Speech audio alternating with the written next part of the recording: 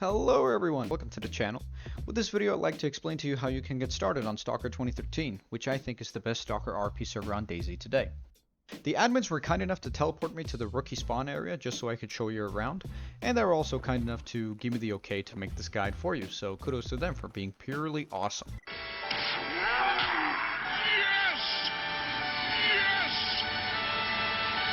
This video is going to be basically in 4 parts. Part 1, I'm going to explain to you how the spawn area works, just so you don't feel lost. Part 2, I'm going to explain how the PDA works, as that is essential for your progression. Part 3, I'm going to explain what items you need to prioritize before you leave the spawn area. And fourth, what everyone wants to know, how you can make money. A whole lot of money. So starting with part 1, when you spawn and look around, you'll see that there are 4 people just standing still that look different from you. By different, I mean, look at my hoodie and look at his. We both look quite similar, but these guys are not. That's because these guys are NPCs. These are the guys you go to, that you talk to get your starting allowance and then build up your loadout. But before we talk to them, I'd like to show you the 2 ways you can use to get out of here. One is with the fast travel ticket to S.T.A.L.K.E.R, which is the beginner area, and the other one, even though it's free, takes you to a random point on the map. Now I do not recommend doing this if you're a new player, because this is pretty much a death sentence, because it'll take you to an area that is filled with mutants, filled with radiation, and if you do not know your way around, and if you do not know how to deal with said mutants, you will most likely die. Listen to me. Don't do it. Do you hear me? So please don't go here. Just go, even though it costs 1 fast travel ticket, just always take the S.T.A.L.K.E.R route. Okay, so that's how we leave the spawn area. Now before we get our loadout, there's something else you need to know. How to work the PDA.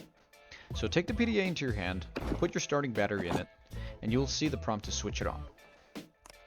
Now when you do, hold M, and you'll bring up your PDA like this. Now it is pretty easy to register. You just input your username and password and you just click register. I'm basically going to log in because I already have an account. My character's name is the same as my PDA name because the account name wasn't taken at the time. However, you can decide whatever name you want for yourself. When you open the PDA, the first page you'll see is your stats page.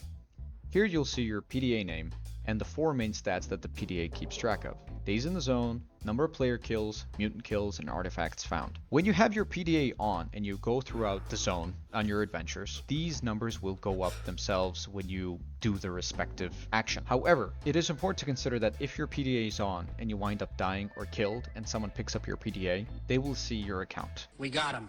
In order to protect yourself, just simply go up top right in the settings, choose a code that you want, that you'll remember, and another tip, put the sound volume all the way down, because this way you will not hear the notification sounds, and if you're trying to sneak up on somebody and someone makes a ping on the PDA, then your surprise is pretty much spoiled. So make sure you do this, and in order to lock your PDA, you just do that.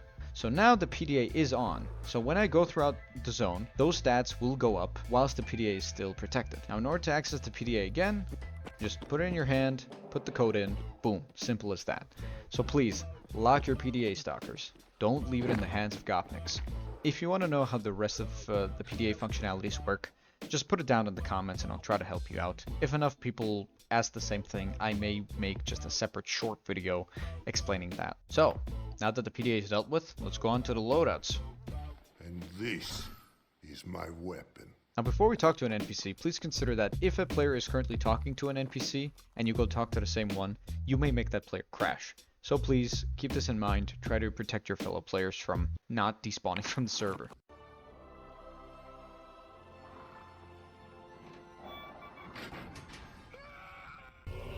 You'll see that when you spawn in your inventory there is this book. You can read this book if you want. When you exit, don't be alarmed, just click escape and click back out because your head will be stuck after you try to read this book. Stop! Please! So go up to this NPC, click Let's Trade, and you'll see that you can trade this book for your starting allowance. Now one thing to remember, this allowance is limited. You can't get every badass thing that's in here, so you need to make sacrifices. Choose your damn sacrifice. Sacrifice is inevitable. Now what is essential here to buy? Since I'm recommending you to spawn at S.T.A.L.K.E.R and not random spawn, first things first, you should always buy a fast travel ticket, just so that is considered in the pool of items that you buy. Second, Go to the protective equipment and get yourself a gas mask. It's clearly visible that there are different types of masks that you can get. Some masks are better than others. The GP5's the cheapest mask, but for this S.T.A.L.K.E.R area, it is perfectly fine.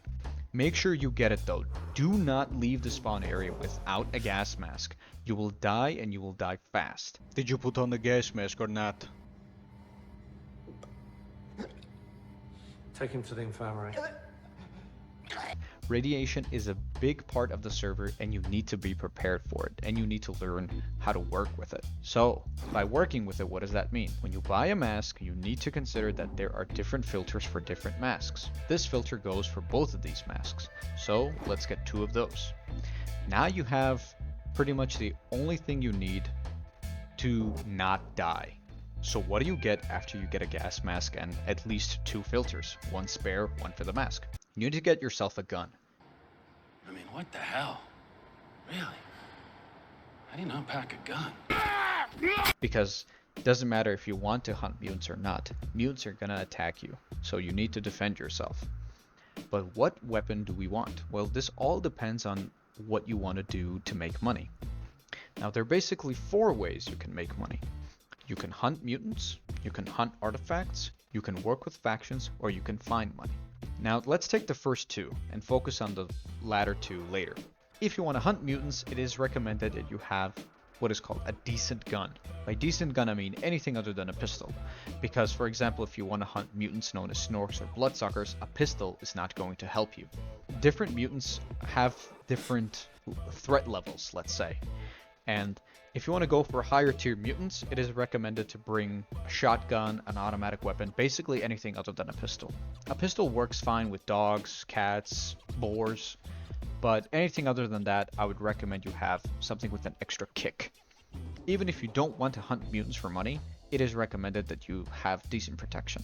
Now, what if you want to hunt artifacts? Well, there's 2 things you need to consider. One is an artifact detector, and one is an artifact container. Detectors are used in anomaly fields to find artifacts, and containers are used to store them. Now, why do you need a container? Well, because artifacts themselves can have positive and negative effects on you. If you put an artifact just in your pocket, it may start draining your blood. So in order to protect yourself from the negative effects, you need to place these artifacts in containers. And I'll show you later on how you do that. So this is the loadout I decided to go with because I want to hunt both mutants and artifacts. Later on in the video, you're going to see me doing just that, whilst also finding money and finding valuables that I would later on exchange for money in the video, so be sure to stick around till the end. Also, if you've been liking the guide thus far, please be sure to click like and subscribe, as that would really help the channel out since I'm just starting out. Thank you very much. On to the video. Before I proceed, however, it is important to put your mask on, because especially if you're a new player, you may run into areas that are radiated that you don't know about. So, assuming that I'm a new guy and I don't know where radiation is, I'm just gonna keep my mask on at all times. I would also have my gun out at all times because you never know where mutants may come from, and you never know where a bandit may ambush you. Other than that, always make sure that your Geiger counter is on.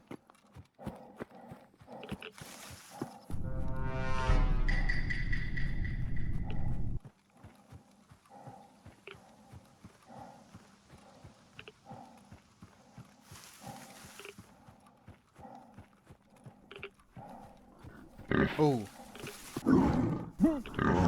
That mutant you saw back there was a bloodsucker. If I fired this gun, which I have to against these boars, he's gonna come after me.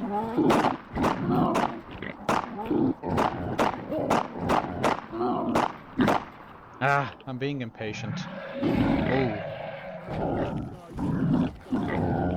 Okay. Okay. The mutants you see around me, now those are boars. This is a bloodsucker. Yeah, as you can see, an entire mag was not able to kill him. That is why you need automatic weapons. Or shotguns. Now what I'm doing, it's referred to as cheesing. Cheese. And is looked down upon the community. Probably a lot of people are gonna laugh at me because of this video. But as you can see, I pretty much had no choice. So, I hope all is forgiven.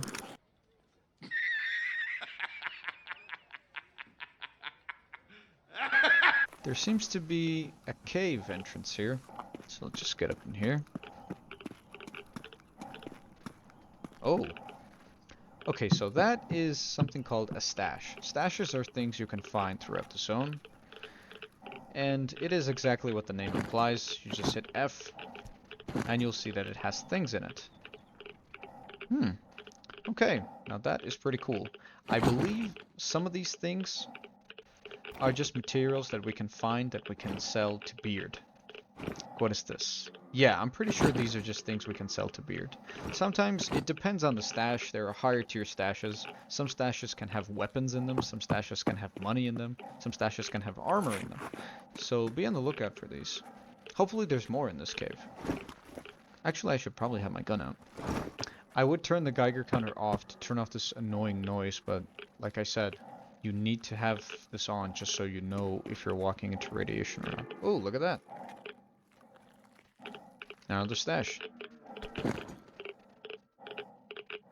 And 4,000 rubles, just like that. Amazing. And some food. There we go. Glass bullet as well. Ooh, one more.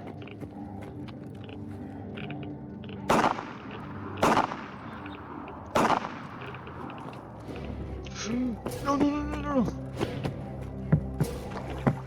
Oh god. Get away from me. Okay, we're in a bit of a pickle now. We don't have any spare ammo left either. Jesus.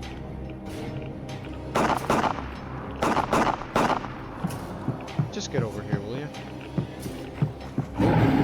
Yeah. Yeah, you're big and scary, I get it, bitch. Come on. Oh, shit! Oh, God. Get up, get up, get up, get up, get up! Oh. Yeah, now you see why only pistol isn't enough.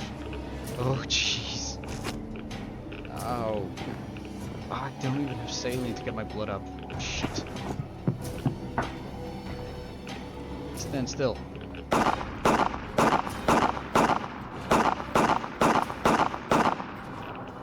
Finally. God damn it.